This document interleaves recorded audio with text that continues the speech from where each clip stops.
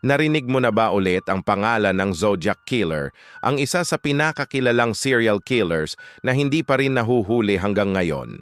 Noong late 1960s sa California, nagpadala siya ng mga sulat at coded messages sa media na may kasamang mga detalye ng mga krimen na siya lang ang makakaalam. Ang pinakakilalang symbol niya, yung bilog na may cross, ang Zodiac Mark. Pero ito ang nakakagulat.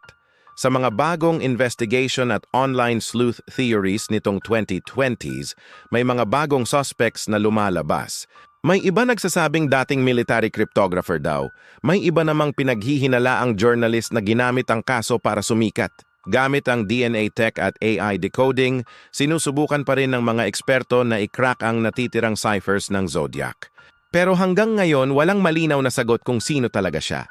Ikaw sa tingin mo, nabubuhay pa ba ang Zodiac Killer o isa lang siyang alamat na nilamon na ng panahon?